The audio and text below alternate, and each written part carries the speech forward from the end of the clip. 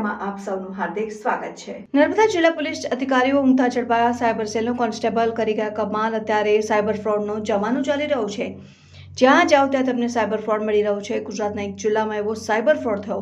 ગુજરાત સરકારના એક પોલીસ કર્મચારી ફ્રોડ કર્યું અને મામલો કરોડો સુધી પહોંચ્યો તેવી વાત છે। આ મામલે આ કર્મચારી સામે ગુનો નોંધાય છે। કેવી રીતે સાયબર ફ્રોડ કર્યું તે વિગતે વાત કરીશું। ન્યૂઝ 7 ઇન્ડિયામાં તમારું સ્વાગત છે। હું છું પરમાર ભગીરથસિંહ। અત્યારે સમય એવો ચાલી રહ્યો છે કે કોઈને લૂંટવો હોય તો હાથમાં બંદૂક કે ચાકુ લઈને જવાની જરૂર નથી। હવે તેને કોઈના પણ ખાતામાંથી પૈસા શેરવી શકો છો, કોઈને ફિલ્મ મોકલીને હની ટ્રેપ કરી શકો છો અને કોઈને હાઉસ એરેસ્ટ કરીને તેની પાસેથી લાખો રૂપિયા પડાવી શકો છો। આજે બેંકો પણ સલામત રહ્યા નથી। સાયબર કરનારાઓની ગેંગ પોલીસ કરતાં તાકતવર થતી જાય છે। એટલે જ પોલીસ સાયબર ગેંગની કીર્તિ નાથવી તેના માટે સાયબર પોલીસ સ્ટેશન ખોલે છે। અને ઘટના એવી ઘટી છે કે ગુજરાતના નર્મદા જિલ્લામાં પોલીસે સાયબર પોલીસ સ્ટેશનનું તો ખોલ્યું। સાયબર પોલીસના એક કર્મચારીએ સાયબર ફ્રોડ કરવાની શરૂઆત કરી કરોડો રૂપિયા ઉઘરાવી લીધા તેવા સમાચાર આવી રહ્યા છે। જેને ન્યૂઝ 7 ઇન્ડિયાને સમાચારની જાણકારી મળી।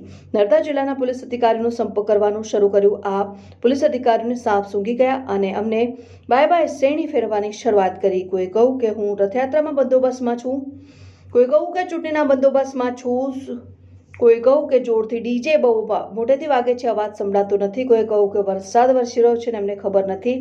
અમે ડીજેની પણ વાત માની લીધી, અમે બંદોબસ્તની પણ વાત માની લીધી। પછી આખરે એક અધિકારીએ થોડીક માહિતી આપી। માન્ય છે, અમે એમની વાત સ્વીકારી તો લીધી, પણ વાત એવી છે કે નર્મદામાં એક નવું સાયબર પોલીસ સ્ટેશન ખુલ્યું। સાયબર પોલીસ સ્ટેશનમાં ફરજ બજાવતા કોન્સ્ટેબલ જ લક્ષ્મણ ચૌધરી એવી ગેંગ સાથે મળી ગયા અને કોઈની અરજી આવે કે ન આવે, જે ઓનલાઈન ગેમિંગ કરે છે, જુગાર રમાડે છે, એવા લોકોને નિશાન બનાવવાની શરૂઆત કરીને જાતે સાયબર સેલમાં બેસીને બેંકોને મેલ કરવાની શરૂઆત કરી।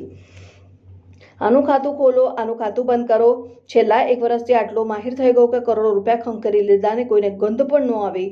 પાપ છાપરે ચડીને પુકારે લક્ષ્મણ ચૌધરીની વાત નર્મદા જિલ્લાના એસપી પ્રસાદ સુમે સાહેબના મામલાની તપાસ એક એસીપી લોકેશ યાદવે આપી। 1.5 મહિના સુધી તપાસ કરી અને શોધી કાઢ્યું કે આ લક્ષ્મણ ચૌધરી ખરો ખેલાડી છે। કોઈની ફરિયાદ વગર જાતે જ બેંકોને મેલ કરવાની શરૂઆત કરી।